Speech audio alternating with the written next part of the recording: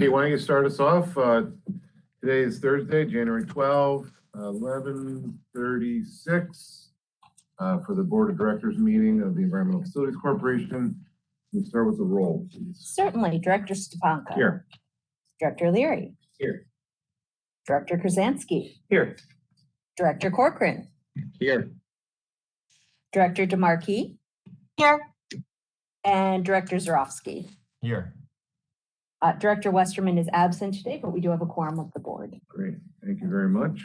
First item on the agenda is approval of the draft minutes from the December 8th board meeting. My notes are correct. Our only abstention was Charlie. So I'll take a motion and a second for that. Chairman, I'll make a motion. Thanks, Vita. Adam, did I see a hand up there? We'll assume you're in second. Any discussion or changes or edits? Okay. All those in favor? Aye. Aye. All right. Unanimous. I have nothing to report other than Happy New Year. Welcome everyone to our first meeting of 2023 calendar year. Good to be in the room with everybody, but Madam President. Okay, I just wanted to, just a few things.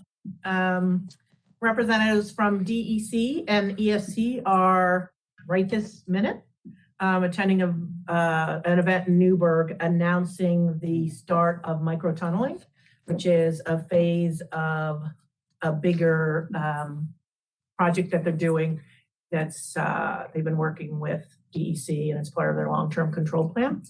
And between DEC state and SRF funds, build funds, this is, we approved this in November, one of the first projects to get bill funding, both grant and zero interest loan. So they're getting $27 million on this microtunneling project. So they're very proud. The city of Newburgh wanted to announce the start of the microtunneling, and we are down with DEC to help them make that announcement. So that's kind of exciting. The Clean Watershed Needs Survey, we finished ours, and by the time frame that it was due, but a lot of states needed extra time, so EPA has given an extra 2 months. So we've left ours open for anything needs that might trickle in, and we're going to use to see if we can gather some more non-point source projects, which EPA has indicated they're looking for. So we'll use that extra time for that because we've already did a yeoman's job bringing in all of the needs across the state. And just a reminder that there is the ethics training for independent members today after the board meeting. So if you can't make it, we can, Kate can make other arrangements for you getting necessary training. And that is it. Okay. There are no committees this month. I think we start up again next month with what, finance? Finance. And unless there's any unfinished business anyone would like to raise, we'll move to resolutions. Okay.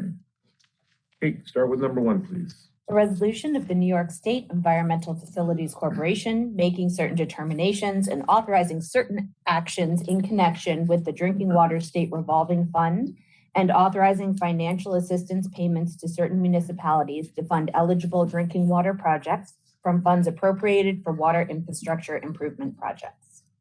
Thank you. Take a motion in a second. So moved. Thank you, Francis. Thank you, James. David Phillips will be the presenter. Okay, thank you.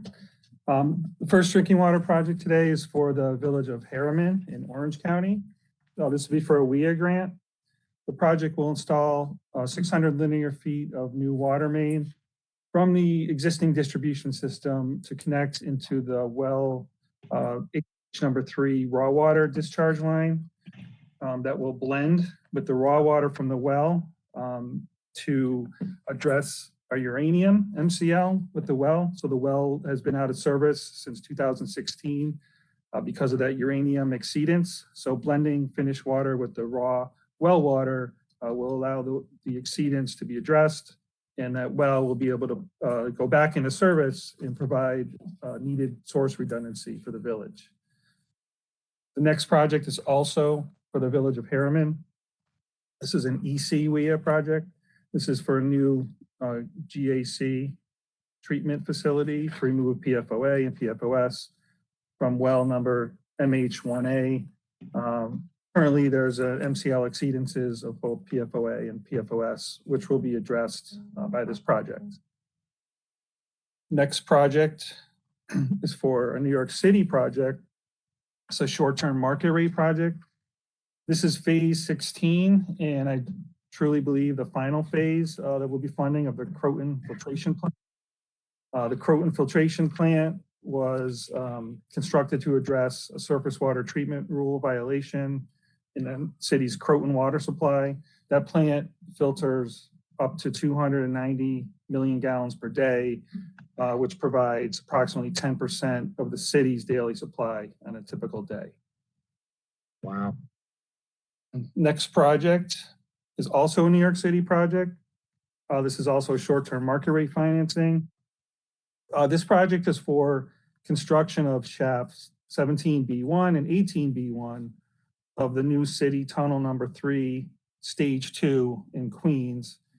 So the city is building the new city tunnel 3, which is the third connection to the city's upstate water supplies that provide water to the city residents.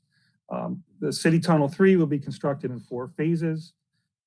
The shafts are part of 4 stages, they're calling them. The shafts are part of stage 2 of the city tunnel project. Stage 2 being the Queens Brooklyn tunnel. So the shafts will be the connection point between the Queens Brooklyn portion and stage 4, which is the Bronx Queens portion. When fully constructed, the city tunnel 3 will provide redundancy to the city water supply so that they'll have another tunnel to provide water in the event that one of the other tunnels needs to be taken out of service. And the last project is for the village of Watkins Glen in Schuyler County. This project is term interest-free DWSRF, as well as a DWSRF grant and a WIA grant. This is for a comprehensive system-wide upgrade project, which includes raw water intake and raw water pump station improvements, new filters and upgrades to existing filters and under drains at the existing treatment plant, a new 500,000 gallon storage tank and rehab of an existing tank, replacing approximately 40,000 linear feet of water mains, and upgrades to the SCADA system at the treatment plant. All this work was identified as deficiencies in a 2018 sanitary survey conducted by the State Department of Health, which identified needs including zebra mussel issues at the raw water intake, inadequate raw water pumping capacity, inadequate filter capacity at the treatment plant, which caused the inability to properly treat water with elevated turbidity, inadequate finished water storage in the distribution system, inadequate chlorine contact time, several aged and undersized water mains throughout the system, and an inadequate system of monitoring and controls at the treatment plant. That's all for drinking water. Any questions? Can I just ask a general question? And this is maybe catch you off guard, but maybe just something that I'm interested in. During the pandemic, we talked about the different usage, in New York City, the effect on the amount of water being used, and even again we see it with the MTA. Commuting patterns in the office, everything was changed. I'm wondering, at some point, if New York City and then here too, if that information would be useful to us. Thinking also, just even longer term, like capacity at certain treatment facilities, the demand might be different from what it was projected to be. Whereas if people are staying home, for example, the patterns, the weekend, we see that with like commuter rail lines and the MTA. And then overall, like you said, this that triggered me. It sort of triggered the thought that Croton, 20% of an average day. Well, the average day may have changed, post-pandemic in New York City. And it just might be interesting to us to inform us of, look at this, what's happening, and it might give us some clues to maybe addressing, sort of, that looks like that area is going to continue to have continued demand. This area, maybe not so much. It's more of a, the next time you see numbers like that, we'd love to just see what the water usage and also obviously the treatment demands almost have looked like recently. See? Yeah. Yeah, if you could maybe summarize that in an Great. email and send it to us, we could definitely Great. see what we can find out. Okay, cool. Okay. We do see those statistics in New York City's disclosure. Right. And, Exactly. That usually relating to the financing, like, can they pay for it, who's Revenues. using it? Obviously, right. based on usage, Totally things like that. That's the first place we care is that. And then could it actually inform some of we see numbers like, capacity and, well, maybe the capacity is going to not be the same as it should have been. The other thing that's important, Dave touched on it, Yeah. was this is the last phase of Right. Croton, and we've been funding this Oh, yeah. since I remember. 2008, I believe. I remember the It's whole, pretty monumental. sure. We try not to use that plant. Right. Because it's Of the course. most expensive. Sure, we were there. for that. That's right, we saw, exactly right. They had to do it, but, It's a pretty impressive. oh, my God, yeah, sure. We were there in November, and it's actually, part of it is down right now. They're replacing the filter media. Yeah, that's right, I read that, yeah. Right. Impressive. Thank you. Try. Anybody on the line with questions? Okay. All right, all those in favor? Aye. Aye. Unanimous. Resolution number 2. A resolution of the New York State Environmental Facilities Corporation amending the prior authorizations for financial assistance to be provided by the corporation to certain recipients in connection with the Clean Water State Revolving Fund. Have a motion and a second. I'll make a motion. Harley? Second. Thank you, James. Rebecca Walker will be presenting. Welcome, Rebecca. Thank you. Good morning, everybody. Project is the City of Norwich in Chenango County. This project includes the planning, design, and construction of sanitary sewer collection system repairs to address inflow and infiltration. This project closed in March of 2018 with project costs equaling roughly $3.4 million, which are unchanged at this time. Today, we are seeking authorization to extend the maturity date from March 8th, 2023 to March 8th, 2025. This additional time is needed to allow the city time to complete design and construction and fully document total project costs. Delays in the design phase were initially due to the pandemic, but a subsequent change in city administration has led to further delays. The final design reviews and approvals are now in place and construction bids are set to go out this month. The second project is the Village of Silver Creek in Chautauqua County.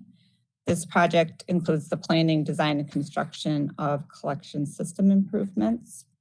We are seeking authorization for a funding increase of $314,000 in short-term interest-free financing, a modification of the project scope, and to extend the maturity date from February 21st, 2023 to August 21st, 2024.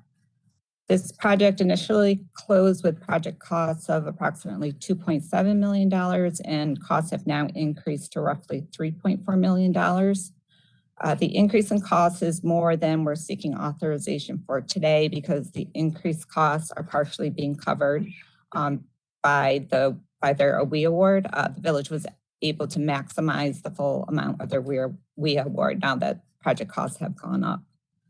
The additional funding and time are needed to include new scope for phase 5 of the project, which includes localized spot repair and lining of 16 laterals, additional cure-in-place pipe sewer lining for approximately 4,600 linear feet of sewers with minor cracks and deformation, and lateral sealing with chemical grout.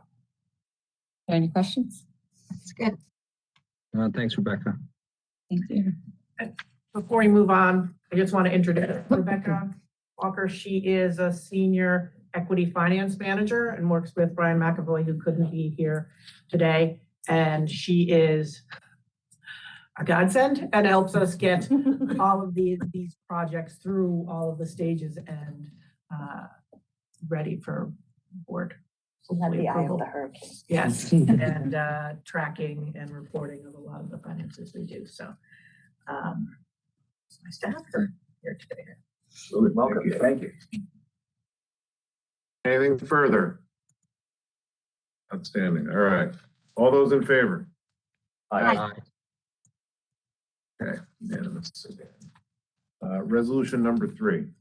A resolution of the New York State Environmental Facilities Corporation making certain determinations and reauthorizing up to $657,949,860 in connection with the Clean Water State Revolving Fund to include additional projects for New York City Municipal Water Finance Authority. Okay, I have a motion and a second, please. I'll make the motion. Thank you, Francis. Thank you, James, for the second. Brian McClintock. Thank you. This is we're looking for authorization to add 11 projects to the existing financing. Of those 11 projects, 2 of them are new projects. The board will see Ward Island Sewage Treatment Plant rehabilitation and the Jamaica Sewage Treatment Plant improvements. The other 9 projects listed on this are projects that the board has seen. They were part of the SMLP financing that was closed out because of timing. They have additional costs, so we are adding them to this project, or this financing, so they can be funded. We have projects for the Ward Island flood protection, Hunts Point flood protection, the Bowery Bay flood protection, Tellman Island flood protection, Newtown Creek flood protection. Let's see what else did we see. Pump station resiliency improvements, Owl's Head flood protection, Red Hook flood protection, and Porch Richmond flood protection. Are there any questions on the projects? I'll start with just the one of the new ones, the emergency generator installation, that one. So I'll just raise a concern to me, and that is that, a lot of money to basically replace existing technology. I understand the usage, the need, it's the emergency backup. They want to be able to run it for 48 hours continuously in the case of a citywide outage. So I appreciate all the information, background on it. I think that there should be I would say a short-term alternative leading to a long-term something very different. Again, this technology is proven, been used probably for 100 years, diesel backup, and I think we all understand fossil fuel. People are working on alternatives to diesel in across the board. This is a tough one because it's for emergency backup. It's actually 2 problems they're dealing with in this. It's the black start, outage. We need that torque just to get the pumps running. That's one problem, which diesel is particularly good at. And then the other one is continuously running the plant for 2 days. That's a different problem, which you don't need diesel for, but I understand what they're trying to do. So they're actually expanding they're replacing what they have, expanding it in capacity. And I understand why. And they want to be able to have that 2 days of backup. So I have big concerns about what they want to purchase with this money. And think that we are sitting in this perfect position here, helping them pay for these things, but helping them, but also across the state. We see these routinely, emergency backup generators. I think we should help the rest of state government, at least New York State government, try to find alternatives to diesel generators where we can. And like I said, maybe not that sort of that starting from cold, but the running of we need a backup generator. We see them everywhere we go. Yeah, and we always ask, when was the last time you used it? Well, they run them they have to run them every month just to keep them going. And then when was the last time your power was out for, once a year for a couple of hours? That's the typical. Now, again, who knows what the forecast is, but, and I understand why they want to be able to run it with, these big tanks, bigger tanks than they have now for 2 days straight. I understand why they want to have that, but I don't know the last time New York City had a 48-hour, grid outage. It's been a long time, but I feel for them that they want to have that backup. I don't think that this is a wise way to spend money right now. It's my opinion. Yeah, let me build on that if I can, just because I agree with some of the concerns Charlie raised, but just expand that out as I previously mentioned to others. The problem I have here is not so much with New York City or this project, and to be clear, to me the only concern, and I think Charlie you were saying this, really is about this generator issue. Obviously, we all see, I think, value in some of these other projects, and Sure. the concern is, but they're all lumped together, so we're being presented with them as a resolution. But the concern is with these generators, and I should be clear too. I don't, and I think Charlie you were saying this as well. I'm not offering here an objection to the feasibility of this technology for this purpose at this site at this time. I think for me, the issue is what this question that you're asking us to opine on says about EFC's role in this transition and in this market and in this state. And I think, frankly, that this is not it. So if someone comes to you, in this case, New York City, and to be clear, I live in New York City, I raise my children in New York City. I probably have the biggest vested interest on this call of someone who wants to see clean water in New York City. So that's not in any way it's somehow diminish that work. But to come forward and say we want to spend $57 million of state money in the context of a broader package on fossil fuel infrastructure, when the governor stood up the other day and obviously has reiterated the state's commitment and the governor's commitment to moving us away from that type of technology as much as possible, without also putting forward a plan or having New York City put it for a plan or having New York City conduct a survey about what alternatives might look like, maybe not today if it's not feasible, but in the near term and medium term, to me is risks concern that we're just going to continue to perpetuate this cycle of replacing like with like, and we're not going to make the progress we need. And I think it's going to be a missed opportunity for EFC in its role in administering state dollars. You can make all kinds of arguments as to why we should approve this today, and I see those, and I think Charlie was talking about those. But I think that's a short-sighted view, and frankly, is not the kind of climate leadership that I think I'd certainly like to see this organization play a role in. So I don't think I can support this given those concerns in that particular area, given all the other things I've said. I would like to say that was very well said. Thank you. And I agree. Sometimes we're faced with situations and we have to deal with them now. Do we need this backup at this point in time? We probably do. I think probably 2 days is when that 2 days happens, you're going to be glad you have those 2 days, right? So, however, we're even facing in this state homeowners having to look at changing their fuel sources and camps, and everyone is looking at new technology. So everybody in the state is starting to look at how to get away from fossil fuel. And the bigger question is really just what you just said. What is our role, and how do we look at that technology coming up to better recommend? I know we don't tell engineers how to do their jobs, right? I know the answers we're going to get back. Well, it's on the engineers, it's on, the municipalities to get those quotes, but we must have to have some guidelines in place that go with our overall state objective. So I absolutely agree with what you both eloquently said. Yeah, no, thanks, Vita. That's the point, right? The point is can we, at least for me, is not about these projects, but what does this opportunity and the fact that we're having these conversations, people are asking us for money to support these projects, provide as an opportunity to help them and at least make sure they've looked at feasibility studies, looked at alternatives, thought about, what it might be. And if they come back and the answer is there's no other technology that's ever going to be available and there's no off-ramp, which I don't think it will be, that's one thing. But I don't think we should be asked to, frankly, I don't think our role is to just yes or no these projects without considering those efforts or those considerations. And so that's my broader concern. And obviously, Vita, it sounds like we're, in alignment with that concern.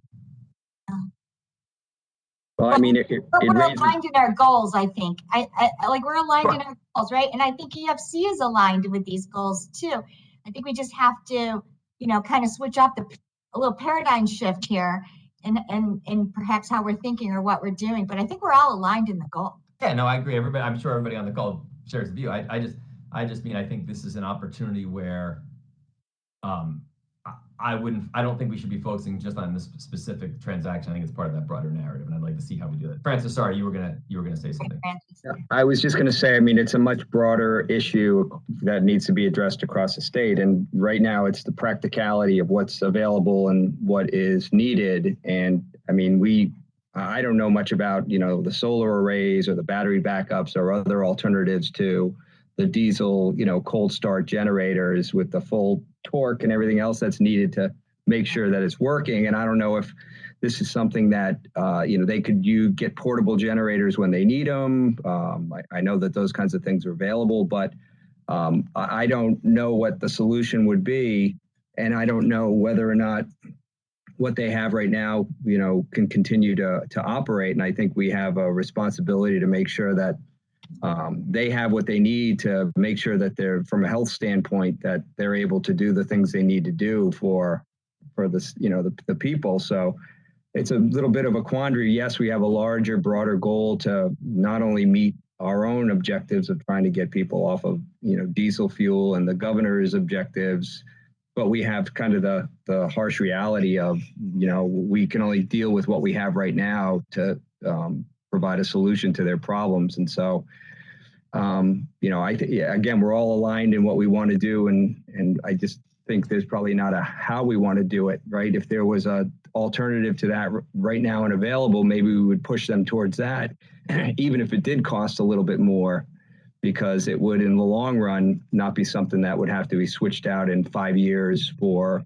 a cleaner solution. So I don't know what to say other than, if they need it now and it's something that they have to provide from a health and safety standpoint, I would support putting it in there, but understanding that we need to get to a place where, people have an alternative, and we're seeing those alternatives put into place rather than diesel generators. Let me just speak to that, just if I can, because I'm not sure I think that dichotomy is as stark as that. That is to say, I think both those things can be true, and yet there's a third option. And the third option would be that we as a board would be presented with a package, or EFC as an entity could go to folks, especially when we're talking about money like this. I get that small municipalities, may not have the capacity to think through this, but we're talking about New York City here. We're talking about New York City, which has its own aggressive climate rules and obviously has, much greater dollars. And we're talking about over $50 million in state dollars. It seems to me that as part of that, at a minimum, we at EFC could ask the city to say, look, you want us to approve that money? We'd like to understand what your plan is for this facility or other facilities system-wide to start moving towards that future, right? Maybe today we can't. And in which case we might approve this. But I'm talking about the package that's in front of us, to me, is insufficient in the way that it does not seem to be showing a front foot leadership on trying to move people towards that future. It should not be, just to be clear in my mind, that we're all sitting here waiting for some technology to come out of the sky that we can then plug in later on. We should be playing an active role in getting people to think about what those options look like, I think, and moving forward towards embracing them when they can and when it makes sense. And so that's the opportunity I think is being missed here. Avita, sorry, I know you looked at. I agree. Don't be sorry. I was just queuing myself up. Go ahead. Well, in the feasibility study portion, it's been quite a while since I was in my field of engineering and doing feasibility studies. It's been many decades.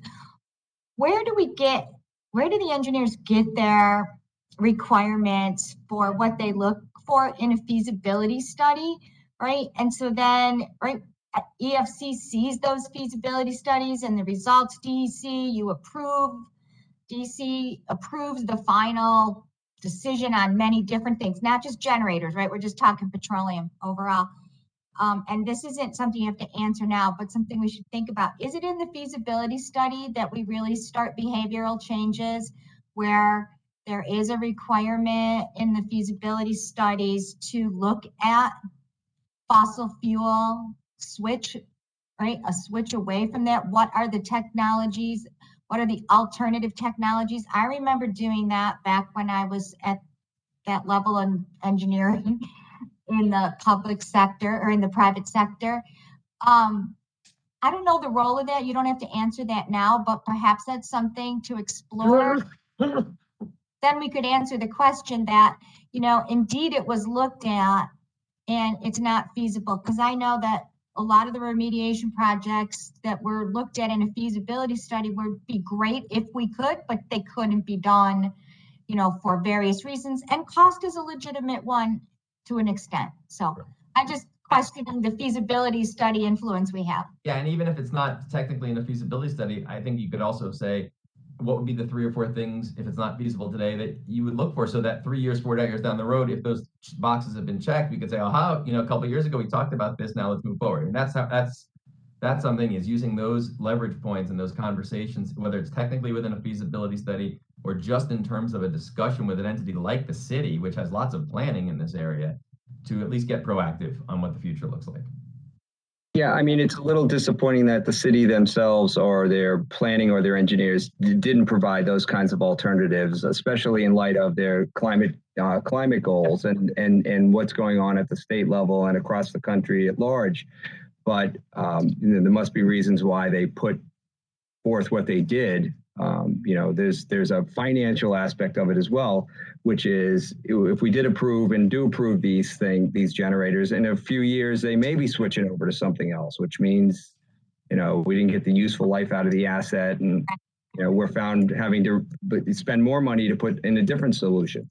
Yeah, I was going to ask what the useful life of this is, and then Madam President, is there an opportunity perhaps for the board to have at another meeting a discussion where we can pick this topic up and discuss what EFC's role is, or even our authority on it, and how we could, you know, advance what we're discussing in the future. But, you know, what is the life cycle of these?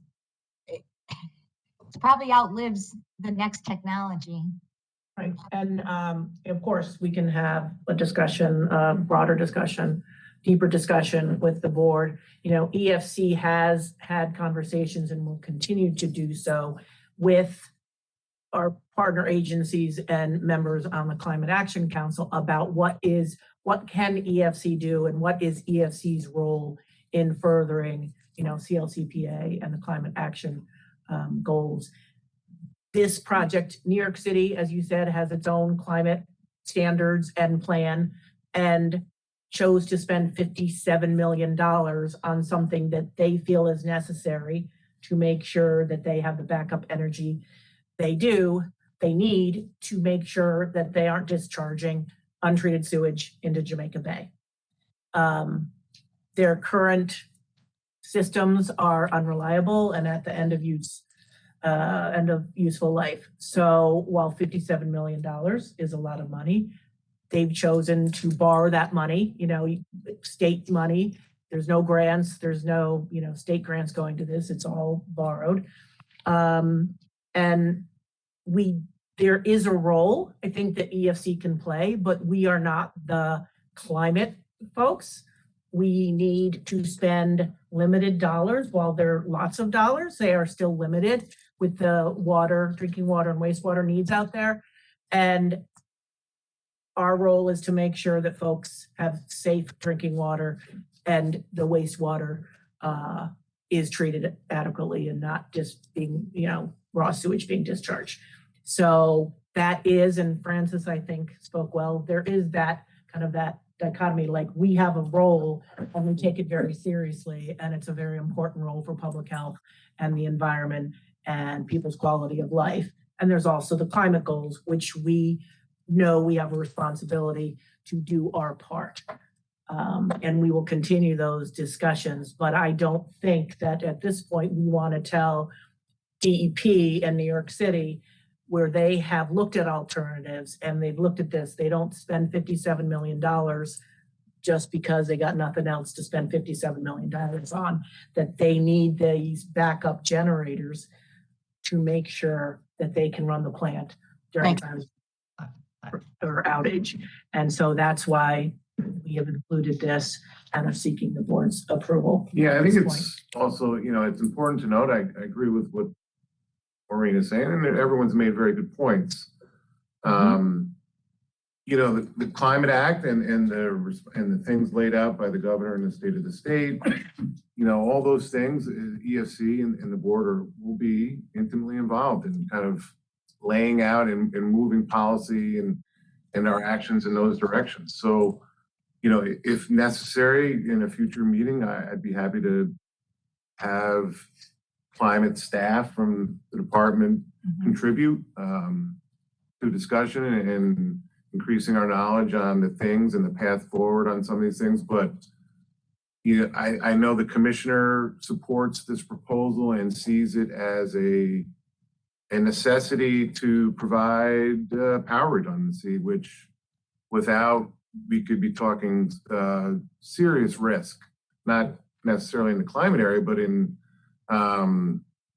clean water and providing services to the customers down in that area. So that's, I think we as the chair, I support the proposal. And I think I think that speaks for itself.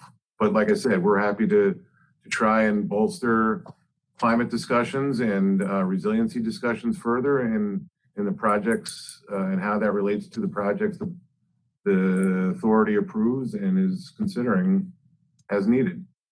Yeah, I just want to say for the record that this board and EFC over the years has been very proactive in trying to push for energy solutions, climate solutions, new technologies that are that we can fund in order to achieve those kinds of goals, with the idea that the safety and health of all those who are the users is going to be protected. And I think that we're very clear in that, and I'm sure down on the engineering level when we're reviewing these proposals, I'm sure they're asking the same questions. Are there other alternatives, whether it's roofs or pumps or anything else that they could use to meet those kinds of goals? And I think if someone comes to us and they've made a request, especially someone as sophisticated as New York City and the DEP, they've explored those things, and this is what they think they need in order to protect the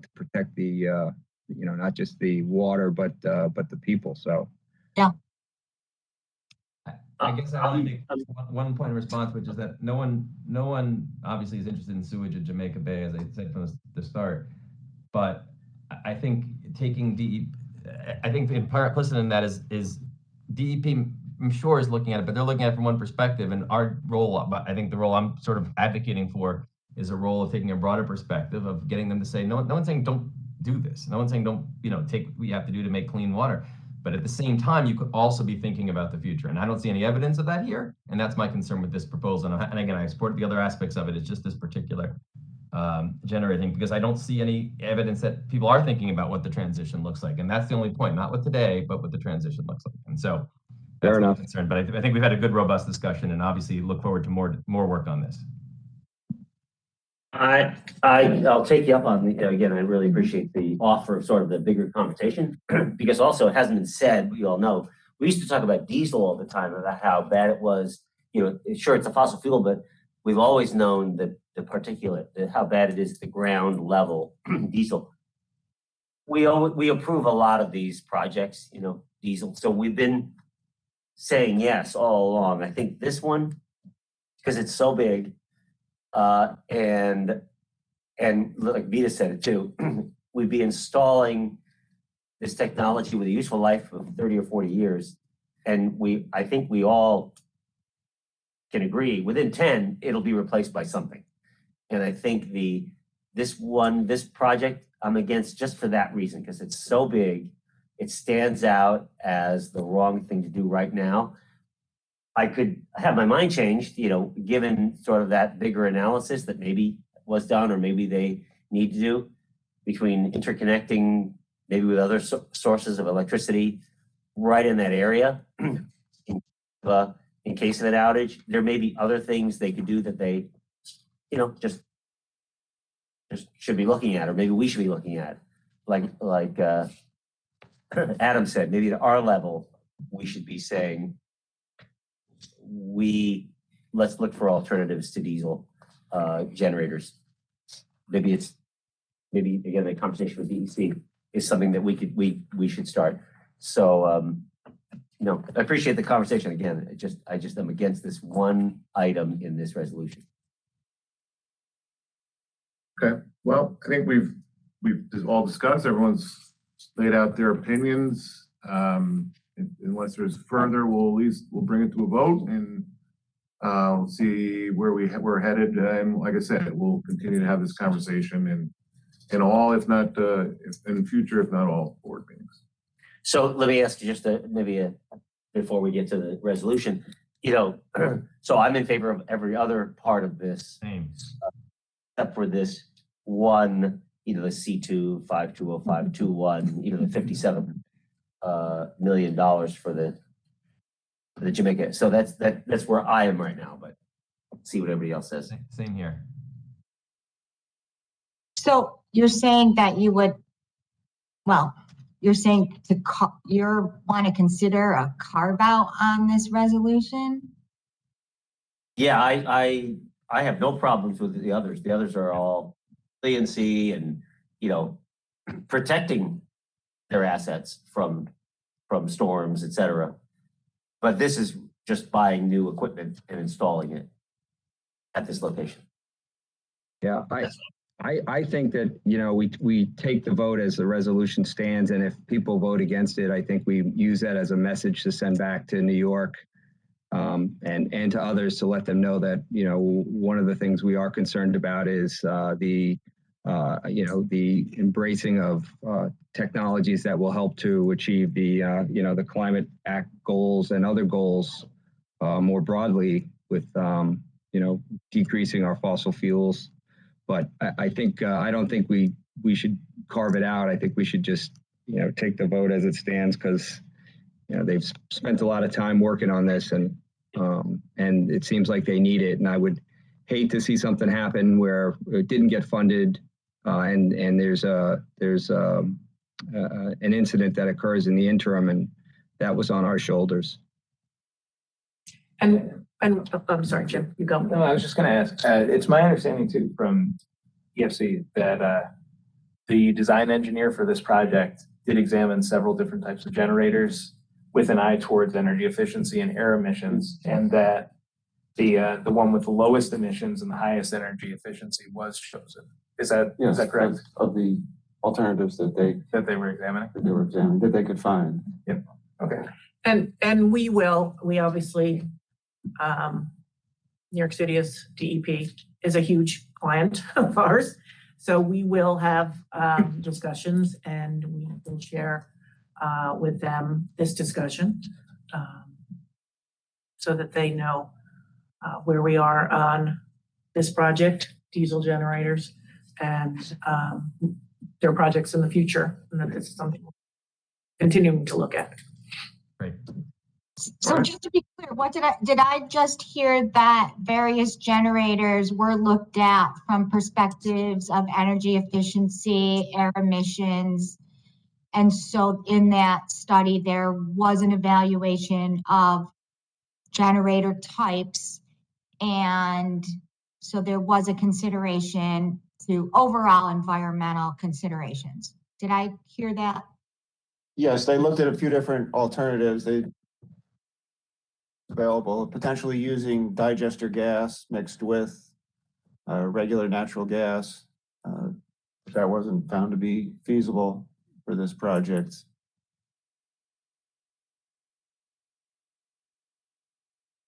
Okay, all right.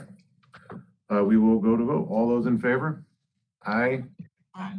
Those opposed? Nay, whatever. Okay. Nay, aye. Abstentions? Aye, nay. None? All right.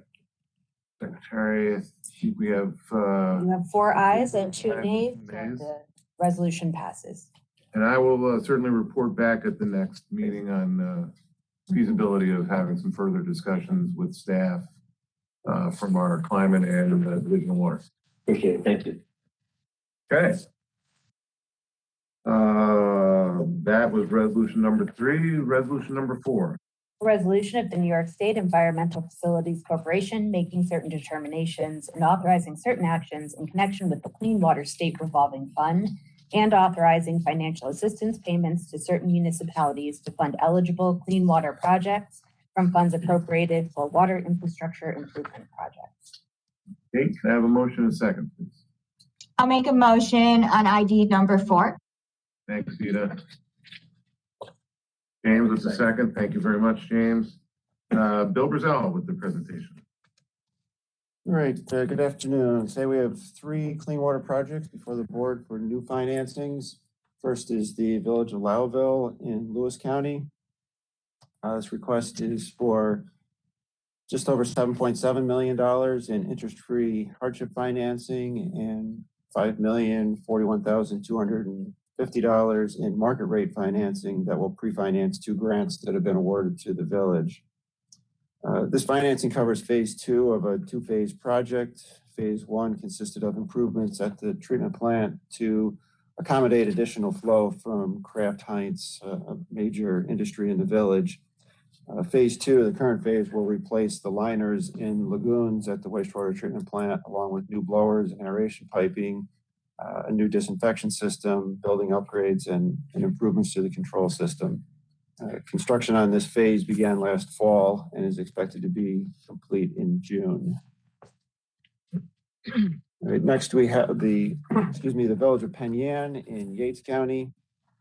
This requested authorization is for $167,500 in interest-free hardship financing, along with a water infrastructure improvement grant and CWSRF grant, each for $132,750.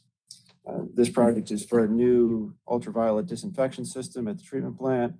It also includes a cloth filter, which will be ahead of the UV disinfection, will improve clarity of the treated wastewater and enhance the effectiveness of the UV disinfection.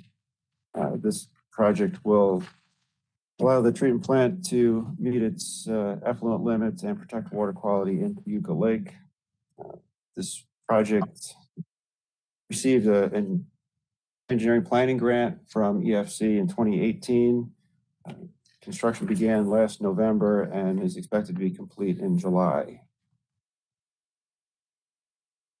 And last, we have the Village of Philadelphia in Jefferson County. This request is for $774,320 in interest-free hardship financing and $625,680 in short-term market rate financing to pre-finance a WQIP grant from DEC. This project is being undertaken to add disinfection to the wastewater treatment plant as required by their speedies permit. Project includes new UV disinfection treatment to protect water quality in the Indian River. It's a small project, very short construction period. Construction is expected to begin in February and will be complete in May. And this project was awarded an engineering planning grant in 2017. That's the 3 projects. Are there any questions on those projects? Great, thanks, Bill. Okay, all those in favor? Aye. Aye. Unanimous? Resolution number 5. A resolution of the New York State Environmental Facilities Corporation selecting certain firms as underwriters, investment counterparties, and/or selling group members to the corporation and authorizing the president of the corporation or the president's designee to take appropriate actions with respect thereto. Okay, can I have a motion and a second, please? I'll make a motion. Thanks, Charlie. A second. I'll second. Good. Maureen McGrath and Brian McClintock will be present. I'm here for the procurement. If anybody has any procurement questions, general procurement questions, and I'll turn it over to Brian for the details of the. Thanks. I think we notified the board back in October that we went out with an RFP. We went out with that in October. The responses were due back in November. We had a 5-person evaluation team with the EFC staff, and we received 15 responses back to be senior underwriters, and then we received 30 responses back to be co-seniors. We gave you guys a list after the evaluations. We chose 11 seniors and 21 co's. And in that selection, we have 6 MWBE firms, and we have 4 disabled veterans firms. That's up, by the way. We only had 1 last time, so we're up. In addition, we have the qualified counterparty list. That was a pass-fail. We have everybody on our list. The benefits of that is it gets us better pricing. If they passed, they got, and everybody passed because I think they evaluated before they came in. We also have a selling group list on here. That was just people asked to be on the selling group list. On occasion, on a bigger deal, we will have people on the list that can just sell bonds. They don't take any liabilities or anything like that. They're just there to sell bonds, and they get paid for doing that. So you guys see the list in front of you of who we chose. Are there any questions? Oh, there's one firm that qualified for both MWBE and disabled service. Great. Brian, let's list 11 firms. That's the same amount of firms we had? We had 11 firms last year on the seniors, and I believe we had 20 on the co's. One more to get another disabled vet or MWB. I forget which one it was that we picked up by going down one more. And when we do a deal, each deal, not this whole list will not be involved in each deal. We do rotate through them. We usually have a senior and a co-senior, and then we'll have a group of co's as in to sell bonds for us. Depending upon the size of the deals, we'll determine how many people we have in the syndicate. Okay. Any discussion? Thank you, Brian. Anything on the procurement side for Maureen? Outstanding. All right, all those in favor? Aye. Aye. 6 hands, unanimous. Okay, that concludes our resolutions. I have no new business. If anyone else would like to raise anything. All right, I'll take a motion and a second for adjournment. James, thank you. Second. You was very active the last couple of weeks. Francis at the second. Our next board meeting is Thursday, the 9th, February at 11:30. Finance committee will be at 11. Okay, all those in favor of adjournment? Aye. We are adjourned.